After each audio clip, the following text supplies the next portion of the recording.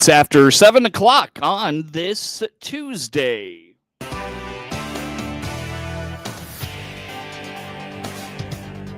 Top of the morning from the newsroom of Regional Radio and DeWittDailyNews.com. I'm Seth Lawrence with this expanded 7 o'clock newscast. Brought to you by Baum Chevrolet Buick in Clinton, your Silverado headquarters, and brought to you by Connexus, providing fiber internet to Clinton. Learn more at DeWittDailyNews.com. At last Thursday's DeWitt County Board meeting, the board approved a contribution to the DeWitt County Development Council. DeWitt County Board Chair Joe Whitty says the county's support of the DCDC is something they want to continue because of the overall benefit of the organization to the county. DCDC, Kurt Homan approached the board a little over a year ago, just looking for not only DeWitt County, but, Clinton, Farmer City, stepping back up like we had done years ago with helping with the funding. Obviously, they've been able to manage over the last several years with private donors and things like that. But if we expect them to be able to do more, we've got to step up with some funding. And so when we sold the marina, we allocated a lot of the proceeds, or a good chunk of the proceeds, to economic development. At that time, we thought let's get back into funding DeWitt, the DCDC, so that we can essentially do our part to help spur economic development. Obviously, they've done a lot of great things the last couple of years. At least, we're starting to see some of the fruits of their labor. According to Whitty, not only has the DCDC done great work in the county already under the leadership of Kurt Homan, but he believes more positive things are on the way. That doesn't just happen, right? There's a lot of things that I know that Kurt's doing behind the scenes, putting in a lot of hours. And, if we want economic development to really, flourish in our area, we've got to step up from a county's perspective, Clinton and Farmer City as well, and just make sure that they have the resources they need to be able to do that. So we, like I said, we allocated some money to economic development. We committed $60,000, for the fiscal year. I'd like to see that continue. So we've got, we've got the new budget coming up. And again, my intention would be that 60,000 is something that we continue, and I would hope that we're going to continue to see a lot of good things out of DCDC. So This is really just the county's commitment to them. They've been the partner that we've had to when we need something done from advertising or something like that. We've got them to engage, and they're doing a great job. So This is just kind of standing up on our commitment, and hopefully able to continue that for the years to come. The DeWitt County Board approved the $60,000 for the DCDC last week. While local authorities say bringing $80,000 or more to Clinton for the annual Apple and Pork Festival doesn't create too many issues, Warner Hospital is beefing up its readiness for the weekend. On the WHOW Morning Show Tuesday, Warner Hospital CEO Paul Skowron told Regional Radio he and his staff are ready for the annual crowds that come to Clinton. Unless there is a big heat wave, Skowron notes they tend to not be very busy. We have prepared for Apple and Pork over the years. Especially happy and proud that we've got an emergency room that's now twice the size it was in the past, and we're fully staffed, and it's a well-oiled machine now. So we are looking forward to whatever Apple and Pork might bring us. Hotter than usual weather, which I hope is not the case, brings more heat exhaustion and things like that. But even if it's normal weather, if it's very sunny, you can have heat exhaustion. So yes, we are thinking of all the possibilities on how we can support Apple and Pork, as well as emergency room doctors. We coordinate with our emergency room doctor group to ensure that there are backups also for the entire weekend. Skowron reminds of the hospital's Swifty Swine 5K on Saturday morning. You can register all the way up to the morning of the run at the Weldon Springs State Park. Yeah, we've got our Swifty Swine 5K run that always runs the Saturday that kind of kicks off Apple and Pork for us, runs at 8 a.m. Out at Weldon Springs State Park. We've got 110 folks signed up already, and whenever there's nice weather, we generally get like another 20% just walk-ins on Saturday morning. So that is another a hospital foundation fundraiser. So with good weather, we'll have a great turnout. Very good. And it's never too late. And as I said, you can actually sign up if you get there at 7:30 in the morning, as many people do. There are competing runs in Bloomington and other areas that can cut down on how many participants we have. But when there's nice weather, somehow they make room for all the 5Ks. It is at Weldon Springs. We run a trail, and it's all marked out already. Our facility director, Tom Hankins, camps out for the entire week on the week before, and so it is well planned and well mapped out, and alternatives in case it rains and so forth. The Apple and Pork Festival again is this weekend in Clinton. Learn more about the Swifty Swine 5K by finding the Warner Hospital on Facebook. A local car dealer is inviting those far and wide to come out for this year's annual car show during the Apple and Pork Festival weekend. Janelle Baum Thomas with Baum Chevrolet Buick in Clinton explains the 19th annual car show is this Sunday, September 28th at 9 a.m. And this year's event benefits God's Shelter of Love, a women's only homeless shelter in Decatur. Of course, the car show is our 19th year. So hard to believe we've been doing this for 19 years, but it will be Sunday, September 28th. That's the Sunday of Apple and Pork, as you mentioned. It starts about 9 o'clock. All of the cars start rolling in. The judges come in. We judge from 11 to noon or 11 to 2. And then at noon is our opening ceremonies. So we welcome in the color guard, and we have prayer and a national anthem. And then we just do some welcoming and explain why we're here. And so why we're here this year is for God's Shelter of Love in Decatur. God's Shelter of Love is a women's homeless shelter. So they find housing for people in Decatur and also the surrounding area. So they do have some affiliates like Dove here in Clinton, and they serve that population that is, they don't have anywhere to go. They're the only shelter in Decatur that serves that purpose. And they also have Blessing Dales, which is their thrift store down in Decatur that they use to generate funds for this. So we're really excited to choose them as our beneficiary this year. Whenever we're choosing beneficiary, we always try to factor in who they serve, and we try to pick a beneficiary that serves all of our customers. We know that we reach a lot of Central Illinois, and so we want to make sure that our charitable giving gives back to our customers. Owner Scott Baum indicates the judging is split into categories based on the age of car, but they see things from modified modern cars to the stock car classics. Well, this is our, as Janelle said, it's our 19th year, and we're really appreciative of all the participants that come for this good event to raise money. They come from about 30-mile radius around. We do get some from on the other side of Champaign and up in Peoria. It's the same weekend that there's a car show in Springfield. So on Sunday, we get some of those cars over here as well. That's cool. And they come because we have a good quality of car here to look at and to show, and we judge them. And they'd like to have their cars judged. So we go by years, and each class has about 20 to 30 cars in it, anywhere from modified cars to completely original cars. But we look at them, our judges look at them based on their quality of the restoration. I mean, the quality of cars are amazing. And the workmanship, and a car that's restored is like a piece of art. Each person that builds the car has a vision of how they want it to look, and it's really part of them. Baum's annual car show takes place on Sunday, September 28th at 9 a.m. at the dealership. Learn more about the annual event at BaumChevyBuick.com and find the Baum Chevrolet Facebook page and Instagram account.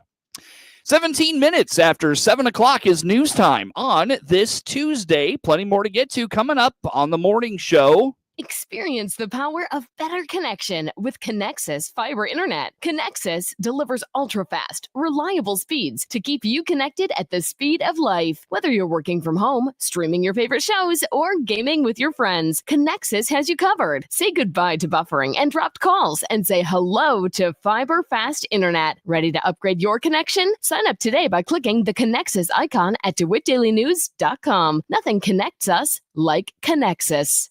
Selection for a new Chevrolet is here at Baum Chevrolet Buick in Clinton and Farmer City. This is Scott Baum. Yes, from the Corvettes to the Suburbans and everything to help your family or business, Chevrolet has value options for your needs. This month, see our Silverado trucks in 1500, 2500, and 3500s in gas or diesel. Our Silverados have big savings with more discounts if you trade yours in.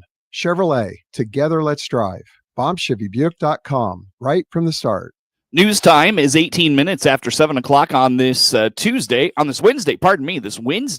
I'm Seth Lawrence with you folks for this expanded local newscast.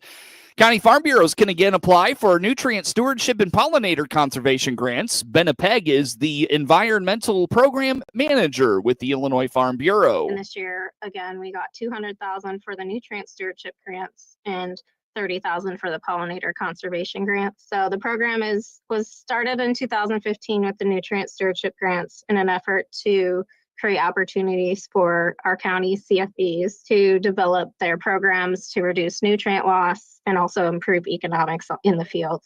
So really focusing on nutrient loss reduction for initially, and then as pollinators became more of a topic in the environmental world, the pollinator conservation grants were developed in 2021. And these grants are particularly interested in supporting our pollinators, but our monarch recently has come into more of a focus since it's potentially, it was proposed to be listed on the threatened species list last year, I believe it was. So these grants are really a direct effort by Illinois Farm Bureau to support environmental work in the field and particularly county by county. So the counties can decide how they want to apply for these grants in what way they think that would best service their communities. And so in that way, it's really grassroots efforts that are geared towards the needs of the community. The grants are only open to County Farm Bureau managers and presidents, so no other applications will be accepted. However, that being said, County Farm Bureau managers and presidents are welcome to work with whoever they like to create an effective program for their communities. For a recap of previous nutrient stewardship field days funded by the grants, visit ilfb.org/field days. We're well into September, and the American Red Cross is still looking for blood donors. The summer months are usually a slower time for donations, and even now, as summer is wrapping up, the need remains. Type O can be used when a patient's blood type is unknown, so that type is of particular need. Red Cross spokesperson Sharon Watson tells the Big Z blood and platelet donors are critically needed. We are desperately in need for type O. However, I will say we need all types all the time. Type O is the more universal type that allows people to use it if we don't know what type they need. For example, if they come into an emergency room and they have a situation where there's not time to find out their type, then typically type O is what is used in that situation. So that's why the demand is there for that. If you want to donate blood, you can find information on where and how to do so at redcrossblood.org. You can download the free Red Cross app or use your location to allow you to find the nearest donation center near you. National Farm Safety and Health Week is underway, and Country Financial Ag Senior Underwriter Zach Hinthorn is offering a few reminders about confined spaces. Early fall can be a time when farmers are completing maintenance on grain bins to get them ready for use, or even completing maintenance on emptied confinement pits. And while it seems like something that you do every day and you want to get in and get out as quickly as possible, we do have some recommendations because there could be some very dangerous gases inside of those confined spaces that could really cause devastating losses. Some of the recommendations that we have are like never enter a confined space without ventilating the area first if possible. I mean, in grain bins, but especially in emptied confinement pits, we do recommend wearing a correctly fitted, approved self-contained breathing apparatus if we're not able to get the area ventilated or properly checked. So then you don't have to worry about the gases inside of there. Hinthorn says there should always be someone outside when a farmer enters a confined space. The United States Postal Service has been the focus of lawmakers more frequently in recent months. In August, an audit showed the St. Louis Processing and Distribution Center had more than 2.5 million delayed pieces of mail between June 3rd and 4th, which is a record for the largest delayed mail backlog in USPS field audit history.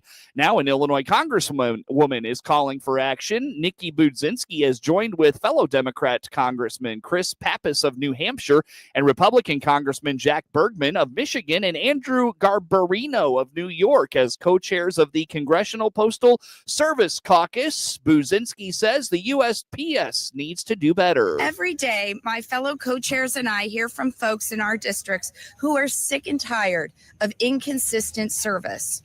Congress must act and work in partnership with USPS to develop comprehensive solutions that promote reliable, on-time service for our constituents. She also says the jobs of more than 60,000 employees must be protected. Earlier this year, Congresswoman Budzinski introduced the bipartisan Protect Postal's Performance Act, which would prevent USPS from downsizing facilities in underserved areas, providing more oversight, more over modifications to delivery schedules, and increase public transparency on the proposed changes. This year marks the 40th anniversary of USDA's Conservation Reserve Program, becoming a significant part in the conservation toolbox while providing a myriad of natural resources, recreation, and economic benefits. Rod Bain looks at this program and its growth over 40 years.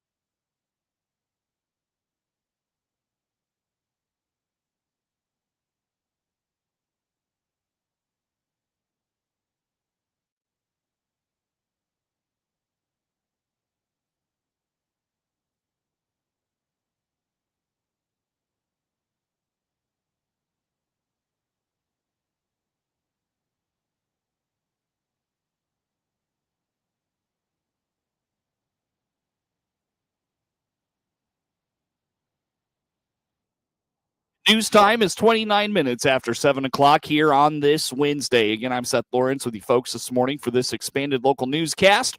Brought to you by Baum Chevrolet Buick in Clinton, your Silverado headquarters, and brought to you by Connexus, providing fiber internet to Clinton. Learn more at DeWittDailyNews.com. We come up on 7:30. Network News is now. I'm Rich Thomason in Washington. President Trump and congressional Democrat leaders find themselves at odds yet again. This time it has to do with the cancellation of a meeting between the president and the Democrats to talk about averting a looming partial government shutdown at month's end. President Trump says he now sees a future in which Ukraine has won back every square inch of its territory seized by the Russians. It is a significant shift in the president's position. Mr. Trump met with his Ukrainian counterpart yesterday in New York. In a scathing speech to the UN General Assembly, President Trump accused the world body of encouraging and funding mass migration that the president says is ruining Western countries. On Wall Street this morning, stock futures in positive territory. The Dow futures are up 38 points. NASDAQ futures better by 51 points. More details at srnnews.com. The following is not an act. Time now for a look at sports. I'm Seth Lawrence with this report. The Clinton Maroons were so beat up at Tuscola Friday night, they turned to their JV squad in the second half. Tuscola scored 32 points in the second quarter en route to a 39-0 win over the Maroons in Tuscola. Coach Ron Bass was very pleased with his young kids who stepped up in the midst of a multitude of injuries for his team. And I got to hand it to our younger guys that played in the second half. We went with our JV squad. I mean, we're beat up. Our varsity guys are beat up, and that was part of the issue there in the second quarter. Zach Potts went down, and Keaton went down, and Jackson went down, and Josh, same thing. So it's, that second quarter, it's like you said, if you could take that away. But I was very optimistic, and I was happy with how our younger guys played. Offensively, we still got to find who we are. We are just, offense is just a real struggle right now. An onside kick in the second quarter was a real turning point in the Warriors' win and 32-point outburst. Despite being told to be ready for the onside kick, his team wasn't. But here's the bottom line, and we told Coach Mosier, our special teams coordinator, told our guys, don't leave early. Don't leave early. We've talked about it. We practiced it this week. Because we knew, Coach Romine's a good coach. He's going to see those things on film. And sure enough, they tried it and they got it, So hats off to them, for seeing that on film. And, our kids just got to do a little better job of being coachable. Coach Bass was disappointed in the week of practice by his team and is hoping this turns into a learning experience for a young group. Yeah, I told them, I said, I hope you learned something from this. We did not have a very good week of practice. And our Wednesday, Thursday practice this week was atrocious. And I hope they learned something from that, because you play how you practice. I mean, they can think that they can turn it on whenever they want, but that's not how it works. Right. And so I'm hoping that they learned something from that. I told them that at the end of the game. Like I said, I was pleased with our younger guys. I mean, I think we had at one point 7 freshmen out on the field, so against their starters. The road through the heart of Central Illinois Conference doesn't get any easier this week when Clinton visits Eureka. Game time is 7 p.m. Friday night. Hear the action right here on WHOW and all our digital platforms. Monticello was approaching its Week 4 matchup against Decatur St. Teresa like a playoff game, and Coach Coley Welter felt his team answered the bell. Because of how difficult the Illini Prairie Conference is this season, the Sages approached their matchup with their former Okaw Valley rivals like a must-win, and Coach Welter felt his team bounced back after a lackluster win over Rantoul the week before. I told him after the game, you're never going to be content or satisfied, and want to get the negatives out of the way first, which I didn't think there was many considering. Let me put that. I don't think there are any negatives that aren't fixable. Like, I feel like we're obviously still work in progress, but very pleased with the effort. And it started with practice. I really felt like our kids licked their wounds from Friday night. They looked themselves in the mirror. They realized that that's not the type of performance we want to put out there. And it started Tuesday, and we really had a good week all week long. And I thought they came out ready to play tonight, and I'm proud of them. Senior quarterback Nolan Benny-Kemper ran for over 200 yards with a pair of touchdowns. Coach Welter was pleased with that aspect of his offense, but still feels it's a work in progress. The run game wise, I mean, obviously saw what he can do in the run game. We knew he had that kind of ability. You have to get better in the passing game. We'll continue to work on that. We've got to be balanced, but in some years, if we don't have the passing game, we don't have anything. And I thought, particularly with him, we were able to run the ball tonight, and that takes a lot of pressure off things when you have that going well. I think we've got to be able to, be more efficient with our passing game. Like, we've got to be able to quick game and take those 5 yards, 6 yards and set things up and put ourselves in good down and distance situations. But we will. We'll get there. I think he really grew up today in terms of just understanding things a little bit better. There was a play late in the half, or maybe early in the second half, where he threw the ball to Jake Robinson. It was a very good pass, but Jake got hit. The ball came out. It was 3rd and 4. And I said, I can't argue with the throw, but you could have run for the first down. In the next play, he did. And then down here on the goal line, they switched up. We thought they'd be in man-to-man. We ran a little pick play. They switched it up, and he didn't hesitate, and he ran it in. So I'm seeing those things out of him. He's had a lot to process. He's got to help a lot of his teammates out because they're inexperienced, and they've got a lot on this plate, but I think you saw what he's capable of doing and how much better he can still get. With Bloomington Central Catholic and St. Joseph Ogden coming up next on the Sages schedule, Coach Welter says that win over St. T was a must-win. Yeah, I mean, we got 2 really tough games. This was, I mean, I can say it now, this was a must-win. We preached all week. This was for us, and so now we've got to keep building. The pressure's not off, but we know we're going to have the underdogs, and so let's get better and let's even kill them. Monticello hosts Bloomington Central Catholic Friday night. Hear the action on 95.9 FM WEZC and online at DeWittDailyNews.com. Game time is 7 p.m. In a game heard on WHOW, Jose Caballero's RBI single with 2 outs in the 9th inning scored Aaron Judge, and the Yankees rallied to beat the White Sox 3-2 on Tuesday night, securing their 8th playoff appearance in their last 9 seasons. The White Sox opened their final road trip of the 2025 season in Gotham on Tuesday night, with the Yankees playing the villain. Sitting on a 1-0 lead, it came time for the Sox to turn to their Batman. A swing and a blast to right. Oh, that baby's going to go. Sox lead 2-1. Colson Montgomery with a towering fly.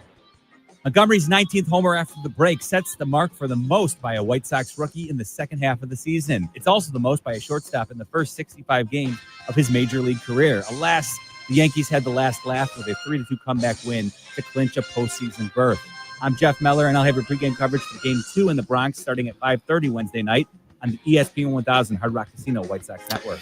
And here tonight's Sox action right here on WHOW.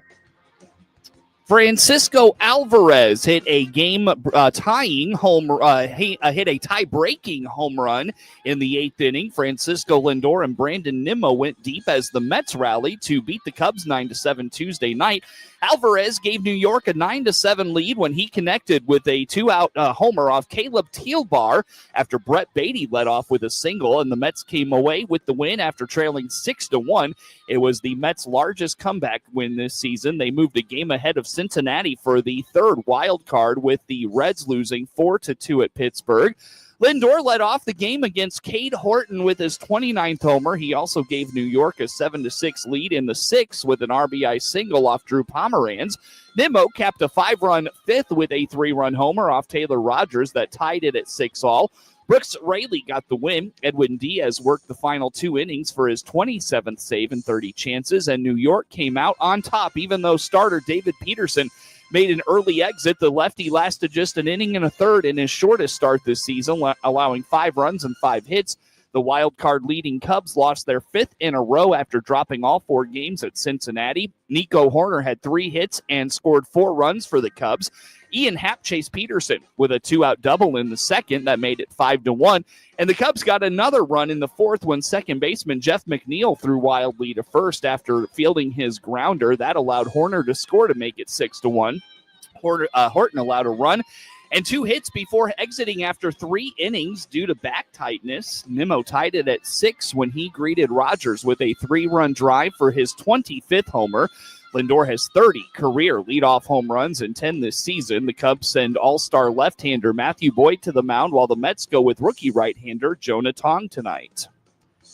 Alec Burleson hit a go-ahead RBI single with 1 out in the 9th inning as the Cardinals rallied against the Giants and closer Ryan Walker for a 9-8 win over on Tuesday night. Both teams are fighting for their slim playoff hopes, but San Francisco was eliminated. Ivan Herrera hit a 3-run homer, and Nolan Arenado hit a solo drive in the second as St. Louis pulled within 8-7. Matt Svensson pitched the 8th for the win before Jojo Romero recorded 2 outs in the 9th, and the lefty got the win with the tying on second after Willie Adames' double. Riley O'Brien entered and struck out Wilmer Flores for his 6th save. Elliot Ramos homered in the 6th, and Patrick Bailey had an RBI double for the Giants. Logan Webb allowed 3 first-inning runs on 8 hits with 5 strikeouts and 2 walks over 6 innings. Jung-Ho Lee and Adames each had RBI singles in a 4-run 3rd inning, and Christian Kotz contributed an RBI single. Down 3-0, the Giants rallied in the 3rd with 2 runs scored on 3rd baseman Arenado's wild throw home after fielding a grounder by Ramos. Adames hit an RBI single to tie the game. Then Matt Chapman added a go-ahead sac fly. On Segazi's broken bat single in the 1st, the top part of the bat came lodged into the face mask of home plate umpire Malachi Moore. Giants athletic trainer Dave Groschner came out to check on Moore, who stayed in the game. Donovan's 4 doubles were a career best. He had 2 in a game, 7 times previously, most recently on April 6th in Game 2 of a doubleheader at Boston. Right-hander Sonny Gray pitches the series finale Wednesday for St. Louis opposite Giants lefty Robbie Ray. Get sports anytime from your computer or mobile device at DeWittDailyNews.com.